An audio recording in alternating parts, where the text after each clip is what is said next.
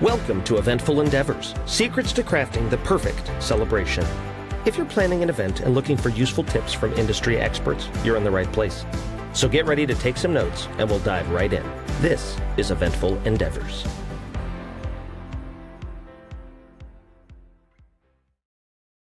This is Steve Young with A Dream Weddings Hawaii. Thank you so much for joining the podcast with Felix and Fingers. I'm Jake Carter. I appreciate it. So looking at your bio, you got started in the entertainment industry as a producer, a director, a screenwriter, and you were kind of telling me just a minute ago about how you have written a bunch of different things and worked very much in film and all of that kind of stuff. And you currently own a wedding company called Dream Weddings Hawaii, like I said, that specializes in beach weddings. But you also do gala weddings, and you're getting ready to open a barbecue restaurant and all kinds of fun, exciting things in the works. Really fun. Yeah. So I'm going to ask you some questions about what the process is for you and how booking weddings and things with you goes. And then eventually we're going to get towards the logistics and all of that, and maybe some fun questions and stories that you have along the way. Sound good? Oh, yeah, definitely. Sounds really good. Great. Okay. So what current trends are you seeing in the wedding and event industry? Well, right now, everything is slowing down. I mean, it's really, really bad. The last time I remember this was when the housing market actually crashed. This is back when, right before when President Obama took office, the housing market, the real estate market had crashed, and we saw a very, very, very, very fast slowdown in business, period. And I think this is because of hyperinflation. I mean, I thought hyperinflation was like just a false narrative to put out there just to scare everyone, and all of a sudden it's here. So, with the gas prices being so high, the cost of living being so high, and the cost of everything being so high, it's just crazy. Like right down the street from where I live, an extra value meal at McDonald's is around $18 to $19. I mean, I feel like I have to dress up to go to McDonald's, right? And then you have to ask, your wedding couples now to come to Hawaii, and then you have to spend money. And even then, where they're living, they're having a trouble, putting food on the table. Not really trouble putting food on the table, but they're not as comfortable as they were. And some of them are having trouble putting the food on the table. Some of them are losing their jobs. So I'm seeing a lot of my couples. I've seen a lot of cancellations. Last year and going into this year, because things have just gotten way too expensive. The cost of living has just been going up. It kind of stabilized, but it's not as good as it was before COVID. It really has not come back. Right after COVID, everything opened up, and then there was an influx of everyone just wanted to get married. And then things just started to creep up. The prices started to creep up. So I'm hearing it from all my other vendors that things are just slowing down left and right. And I'm not sure if the same thing is for you. I mean, if you're seeing a slowdown at all. Yeah, I mean, so for Maui specifically, I know we were just talking about before we started this that the fires definitely slowed things down here quite a bit. From what I am seeing, it seems like things are kind of going back to normal and what they've been like the past couple of years. But because of the fires, Maui's just in kind of a different microcosm of what's going on. So I don't think things have slowed down in Maui kind of quite as dramatically as what you're talking about. But I think that you also probably have potentially more years of experience to understand how this is going. So, well, I've been in the wedding industry for about 20. I really don't know. It's like 46 now. I started it when I was like 19. So it's been a while. Yes. Even when I was working as a screenwriter and all those different types of things, I was doing video and photography in the wedding industry just as a side hustle.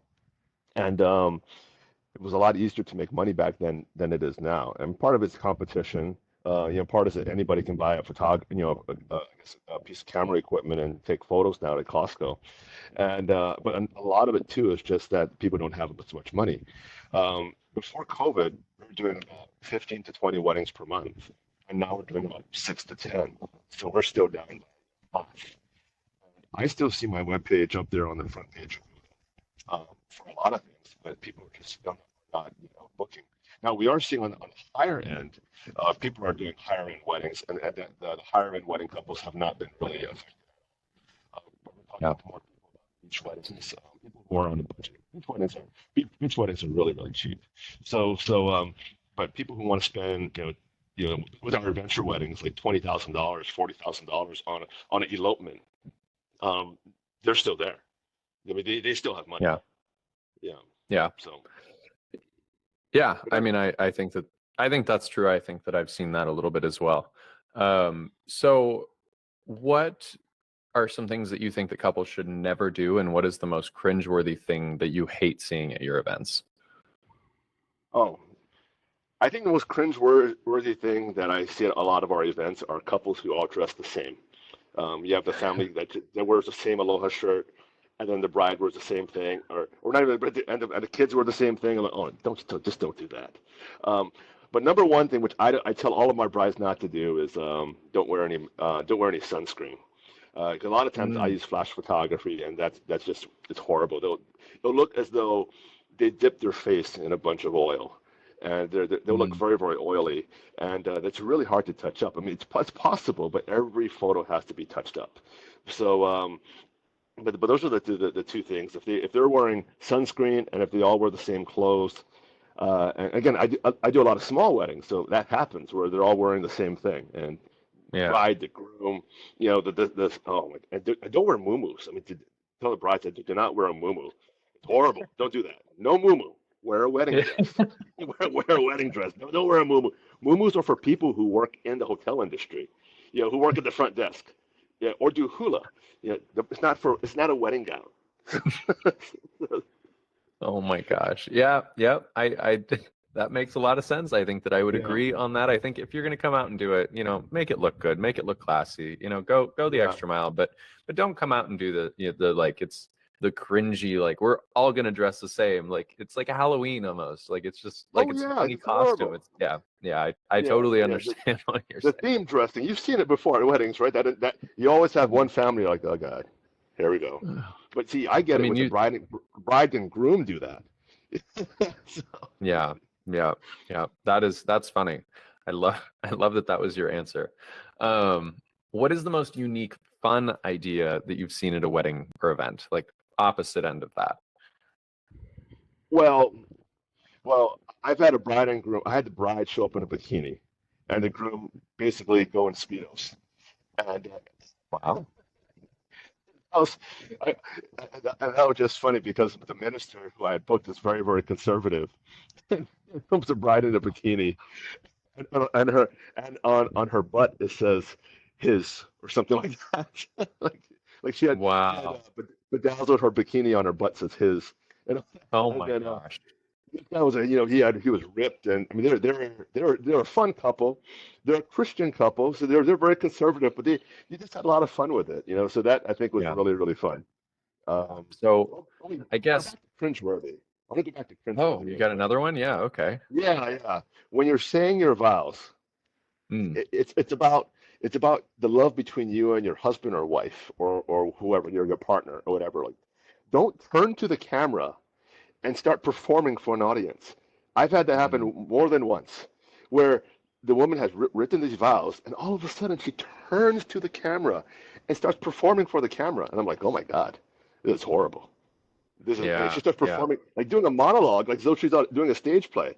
It's happened like I think 4 or 5 times, and I have it on video. Yeah. Yeah. You're like, cut to the second angle. Yeah, that makes sense.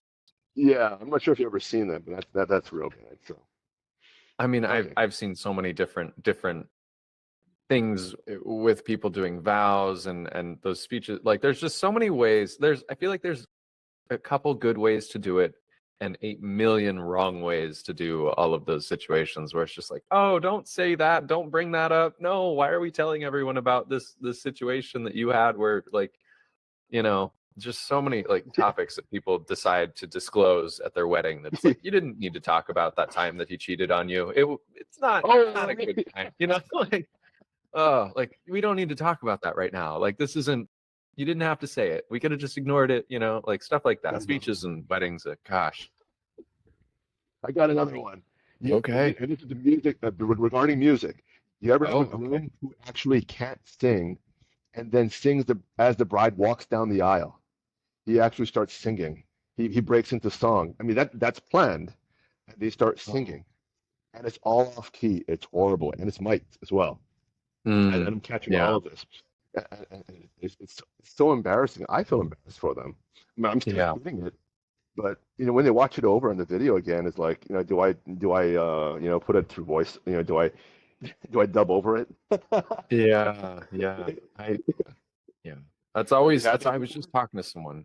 I haven't had anyone sing while they're walking down the aisle, but I have played shows where people are like, I had a guy once that I was playing at a kind of nicer, calmer kind of dinner place. And this guy all night was like, you have to let my wife sing. She's just the most amazing singer. She's so good. You have to let her sing. You have to let her sing. And we have a stage fee. He finally was like, here's the stage fee, and paid that to have her come up and sing. So she comes up, and I was like, great. You're going to sing. What are you going to sing? You're the best singer ever. What are you going to do? I want to sing My Heart Will Go On from the Titanic. And I was like, Oh, really? Are you sure? Like, that's really your choice. Are you sure? Oh yeah. And I'm like, do you want it in the original key? Absolutely. I was like, you don't want me to bring it down for you at all? Nope. Original key. Here we go. And I'm like, okay, here's the mic. I hand it to her, and I'm facing the audience. She is looking at me having this conversation. I hand her the mic, and I start playing this, and she puts the mic mic way down low, nowhere near yeah. her mouth. So basically not relevant, not effective. And she's facing me, and we get to the singing part, and I'm thinking the whole time as I'm doing the intro, like, she's going to do this grand, like, turnaround, swinging entrance into the song. No, she just has her head bowed here with the mic down low, and just starts kind of like in very much off key, just kind of moaning like this song. And but it had gotten to the point where like everyone else in the room had seen this guy be so adamant to have her sing, including me, that once it started, there was no way to end it. We were all just in this situation together and just had to let it play out. And it was a defining moment in letting people come up and sing. I have seen similar things, not in a wedding like that, but I have experienced that as a performer. And you're always taking a risk with like, yeah, sure, you can sing. Like, okay, do you do this for work? Because if you don't, maybe you should think about it. Like, so, yeah. Oh man, yeah, yeah. Okay, Yeah. well, that's for now. It's cringeworthy. Yeah. So any advice you can offer for someone that's just starting on their planning journey?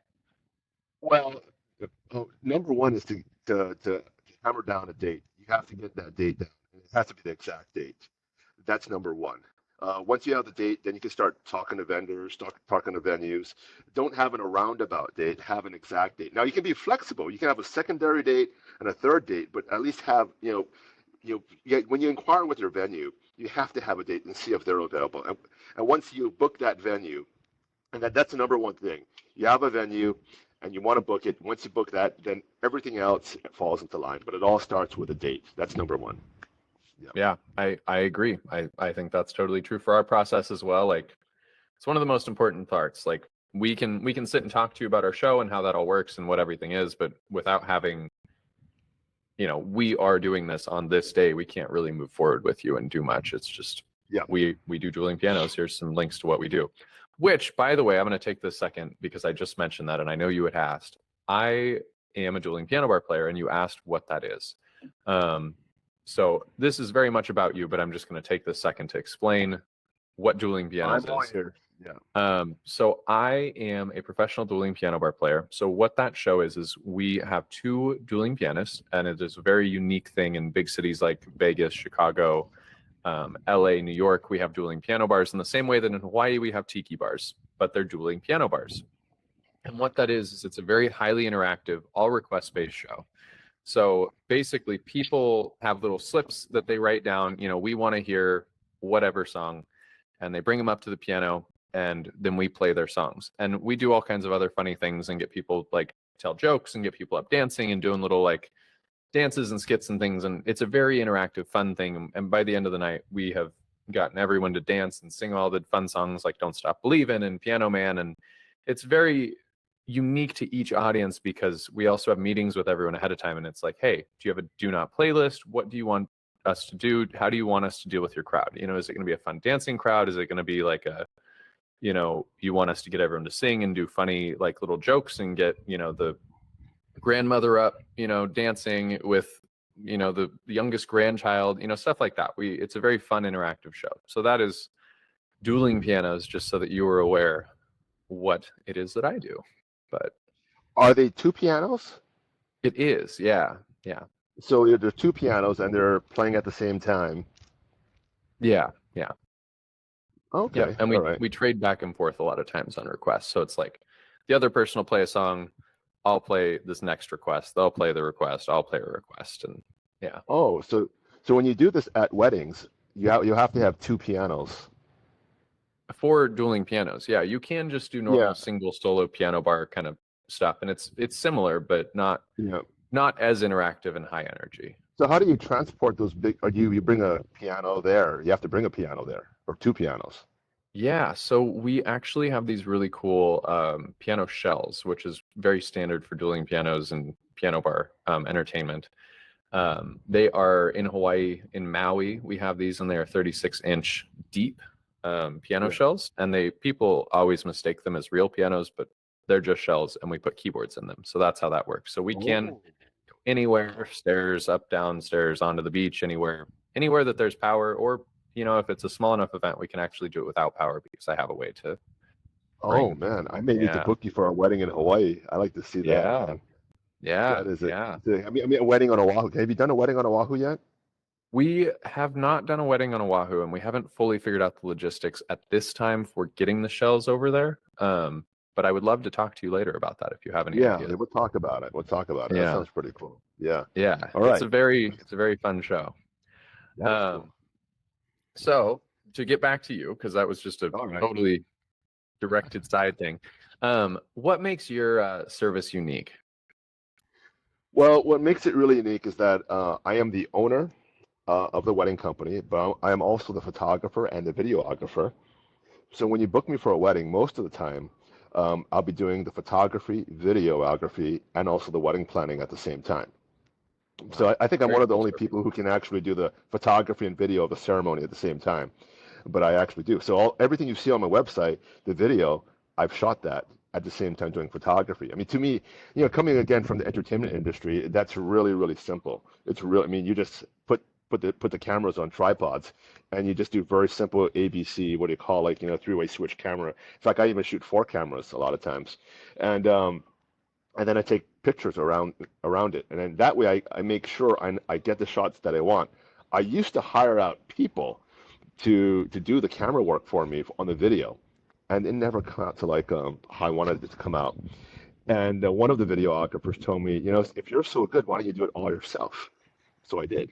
Wow. And I thought, I can do this, you know, and it's very easy for me to do it. It's a lot easier than people think it is. So yeah, sometimes people just book me for video. I'm like, oh wow, this is a walk in the park. I don't have to think as much. And on top of that, I'm also doing the wedding planning, and it kind of works out because I'm there by the bride's side all the time.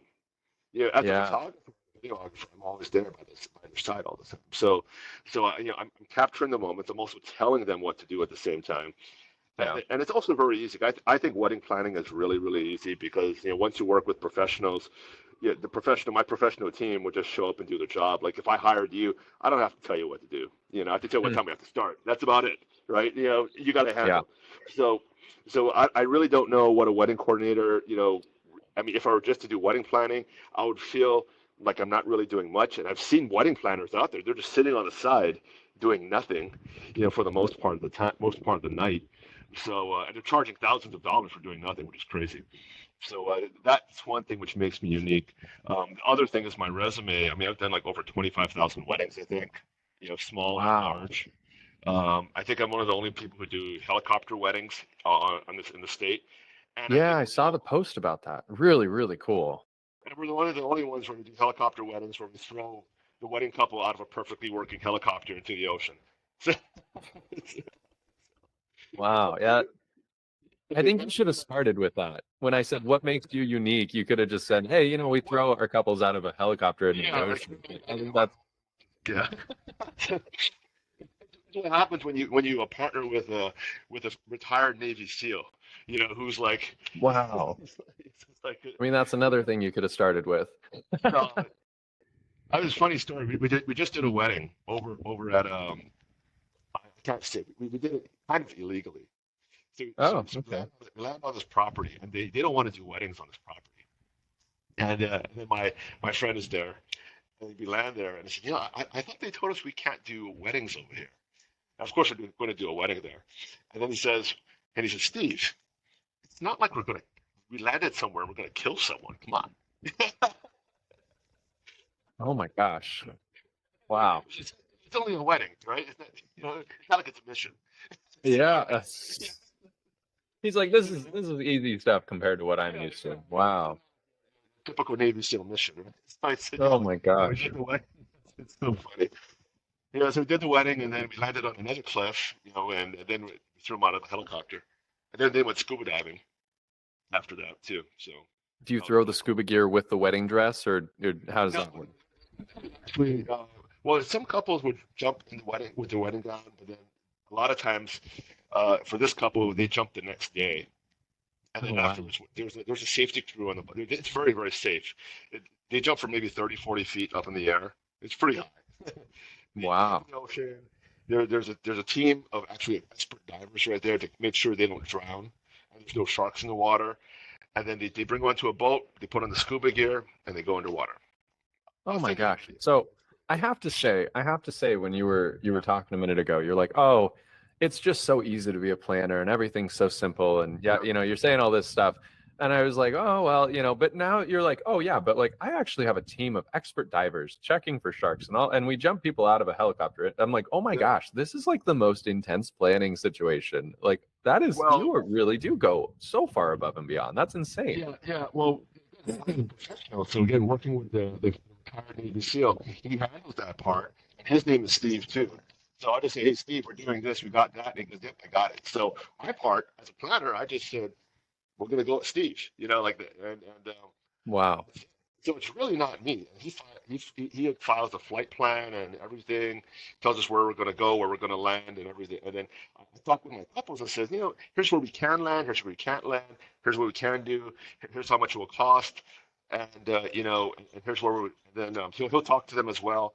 We've done 2 of those so far, and they've just been. The first one we did was scary. The second one I did was also scary, partly because of Steve, because we actually took a. Steve said, hey, why don't we fly through the canyons in Oahu to Koala Mountain Range and give this couple a roller coaster ride, and that was I've never been on a helicopter before, and that was like scary as hell. We're going Oh through. my gosh. You watched Star Wars before, where they're going through those. You watch Star Wars, right? Where Luke is taking the X-wing fighter through the little valleys of like the Death Star. Well, we were doing. Imagine a helicopter going through the valleys of the Koala Mountain Range, and that's what it felt like. Oh my gosh. Yeah. Wow. It's for a very specific thrill seeker couple. That's amazing. Oh, it was just amazing. It's just amazing. But they spent a lot of money on that. It's worth it. So you talk about adventure. It's complete adventure. And the couples who are doing it are older couples. They have money. So this last couple who did it, they're like probably in their 50s or their 60s maybe, and they have money. The couple before that, they're in their 50s, 40s and 50s, so they have some money. Yeah. I have to say, I think it would be super cool to have you guys land on some cliff somewhere and have dueling pianos going on. That would be super fun, like a full piano. Just putting that. Yeah, we could do something like that. We have to fly you guys up there beforehand. Yeah, I mean, but if you have access to a helicopter. I mean, I gotta see how. I'm up for anything. Yeah. What is that as long as the couple will pay for it? Yeah, that'll be awesome. So couples watching this, you could have dueling pianos on a cliffside. You could fly up in a helicopter, listen to your most romantic favorite tunes, maybe have dinner or something. I don't know how you guys run this, but do that. Do all of the most insane thing on some cliff, and then you could fly away and jump into the ocean. There won't be any sharks because there's professional divers there. Don't worry. Oh, yeah. It'll be awesome. Yeah. Yeah. Wow. Yeah.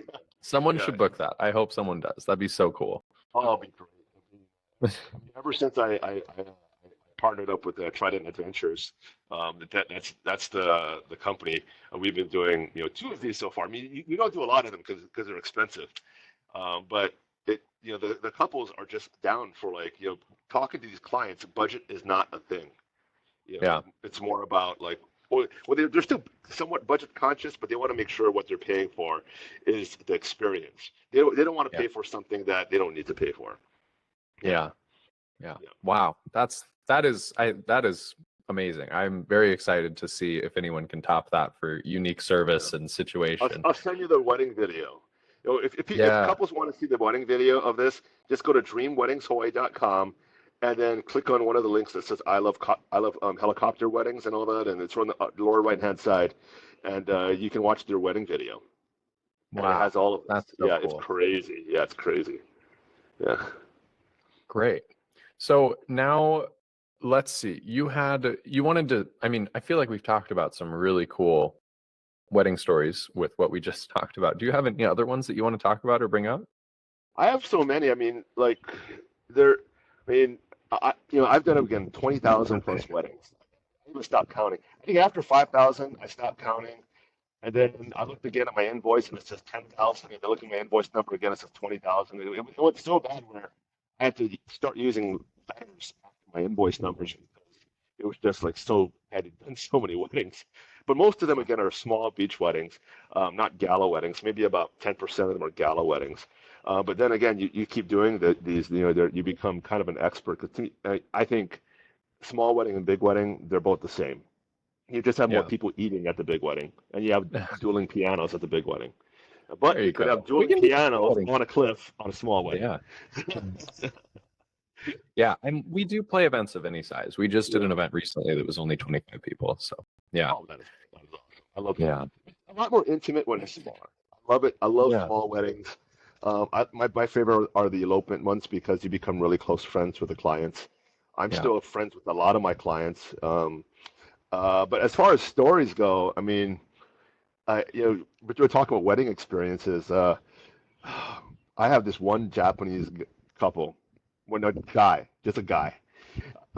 Before COVID, we were marrying him every single year, and he would come here from Japan.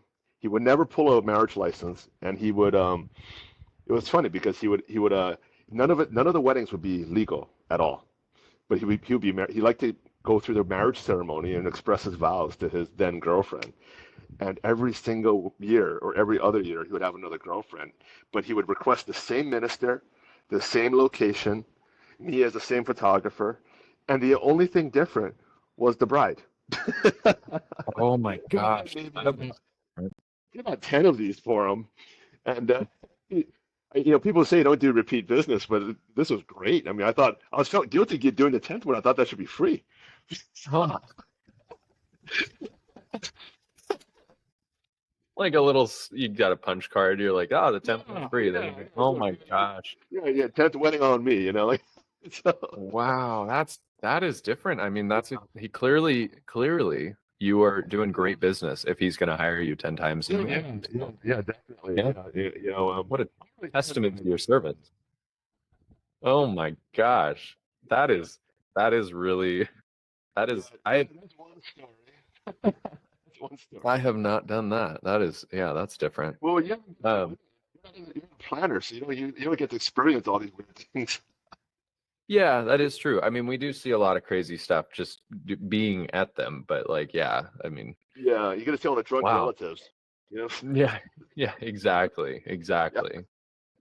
Yeah. So with all of the weddings, this is going to be kind of more of a speed round. So we're just going to go through. You don't have to get super long on the answering of these. But with all of the weddings that you do, what is your current availability and how far in advance are you booked?